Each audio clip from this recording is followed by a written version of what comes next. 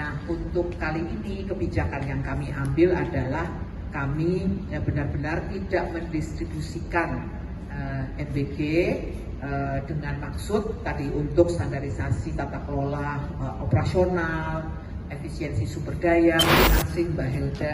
Assalamualaikum warahmatullahi wabarakatuh. Selamat sore, salam sejahtera untuk kita semua. Semoga rekan-rekan wartawan sehat semuanya ya, juga Ibu dan Bapak dari BGN. Ibu dan Bapak, rekan-rekan wartawan, jadi pada sore hari ini kami dari BGN akan menyampaikan bahwa pada tanggal 17 Juni 2026 BGN menerbitkan SE nomor 12 tahun 2026 tentang penyesuaian operasional SPPG pada saat periode hari libur dalam rangka penyelenggaraan program MBG pada tahun anggaran 2026. Jadi memang surat edaran ini dikeluarkan dalam rangka optimalisasi tata kelola operasional, efisiensi sumber daya, dan standarisasi program MBG pada SPPG. Nah, ini Ibu dan Bapak, kebetulan kan memang libur sekolah ya, secara formal dari Kementerian Pendidikan menetapkan liburan sekolah 22 Juni hingga 13 Juli 2026. Nah, mungkin Ibu dan Bapak, rekan-rekan wartawan belum lupa ya, waktu di periode yang dulu itu di hari Ramadan, di saat libur pun ada sistem pemberian MBG, sistem bundling lah dan sebagainya ya. Nah, untuk kali ini kebijakan yang kami ambil adalah kami benar-benar tidak mendistribusikan MBG dengan maksud tadi untuk standarisasi tata kelola operasional, efisiensi sumber daya. Mungkin seperti yang Ibu dan Bapak juga tahu, saya sudah sampaikan pada saat doorstop lalu ya, kami BGN ingin melakukan tata kelola kembali, penataan kembali sehingga mengambil momentum liburan sekolah ini. Dan di dalam SE tersebut setiap SPPG yang selama ini mendapat insentif sebesar 6 juta per hari walaupun tidak melakukan operasionalisasi secara penuh, misalnya penerima manfaatnya tidak 3.000, lalu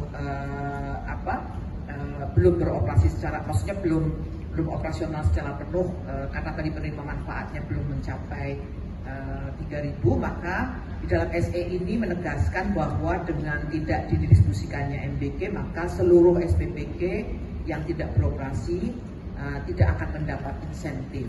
Nah, saya baru menyampaikan per hari ini ya, nanti jangan ditulisnya oh kok cuma segitu, tidak, per hari ini.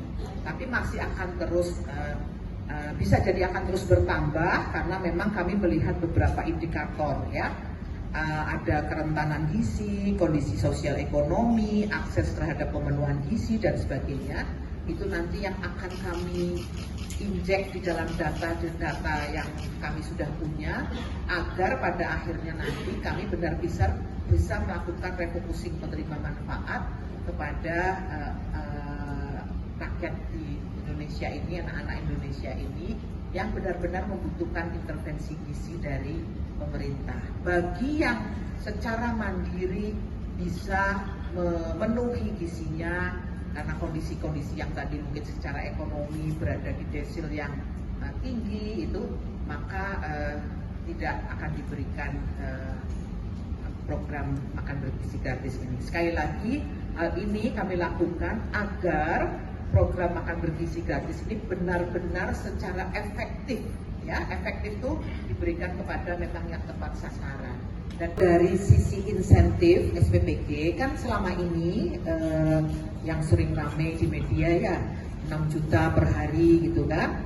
Nah, itu dari insentif itu sebesar 3 triliun sekian tadi yang saya sebutkan tadi untuk penghematannya dengan tidak diberikannya MBG tadi itu untuk selama masa liburan sekolah ya. Jadi insentif yang 6 juta itu kan tidak diberikan ya. Jadi dari insentif itu angkanya 3 triliun sekian. Lalu apa tadi? Pengawasan terhadap SPPG. Maksudnya pengawasan apa nih? Pengawasan SPPG kalau nggak salah ada pengawasan yang dikeluarkan di tahun 2025 sudah kami sisir satu demi satu ya. Kalau di 2026 ini ada belanja BGN yang outputnya kurang lebih sama dengan yang di 2025, itu di 2026 tidak akan kami eksekusi. Itu salah satu bentuk efisiensi juga. Nah yang kemarin sudah 2025 bagaimana? Kami akan memanfaatkan secara maksimal. Ya, satu demi satu barangnya apa dan sebagainya itu masih kami bahaslah dengan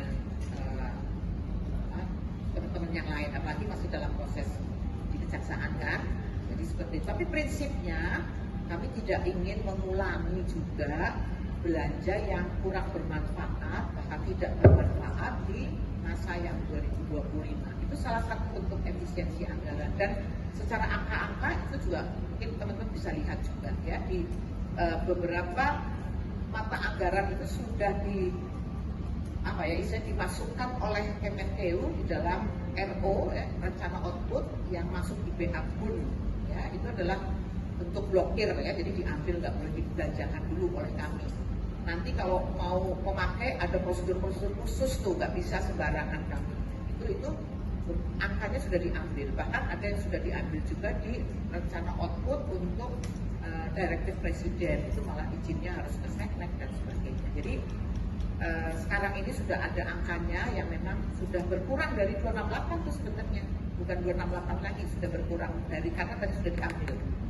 Ya teman-teman belajar mekanisme anggaran tuh, ya kan diambil oleh Kemenkeu dan disimpan sendiri. Kalau kita melihat angka jumlah SPPG yang telah beroperasi 27.820 dikalikan dengan insentif per hari itu selama 18 hari, maka kita sudah bisa melakukan efisiensi insentif SPPG itu sebesar 3 triliun 4.560 juta, lumayan angkanya ya. Dan selain upaya tersebut, kami juga melakukan upaya-upaya lain seperti yang sudah kami sampaikan. Kami melakukan refocusing penerima manfaat, dan saat ini sampai hari ini ya, nanti tolong diperhatikan betul nih kalau menulis ya, sampai dengan hari ini, tanggal hari ini kami sudah melakukan pendataan dan sudah teridentifikasi 76 sekolah di Pulau Jawa. Sementara ini ya Ibu dan Bapak ya, nanti nulisnya kok cuma segitu gitu. Nanti ini lagi sampai per hari ini 76 sekolah di Pulau Jawa dengan jumlah penerima manfaat 39.352 siswa itu juga akan kami efisienkan dengan memfokuskan nantinya anggaran yang tadinya untuk di situ, kita akan memfokuskan untuk program MBG kepada anak-anak yang memerlukan intervensi pemenuhan gizi. Ya, sekolah-sekolah yang tadi saya sebutkan itu adalah kami anggap berdasarkan beberapa kriteria yang kami susun, mereka secara mandiri mampu memenuhi kebutuhan gizi mereka. Oleh karena itu tidak membutuhkan intervensi dari pemerintah. Nah, pemerintah mengalihkan ke sekolah lain, ya, ke tempat lain, ke daerah 3T, ke ibu hamil, ibu menyusui, dan balita. Nah, ibu dan bapak semuanya, angka di atas masih terus akan kami perbaharui. Ya, tadi saya sudah katakan angka itu sementara sampai dengan hari ini.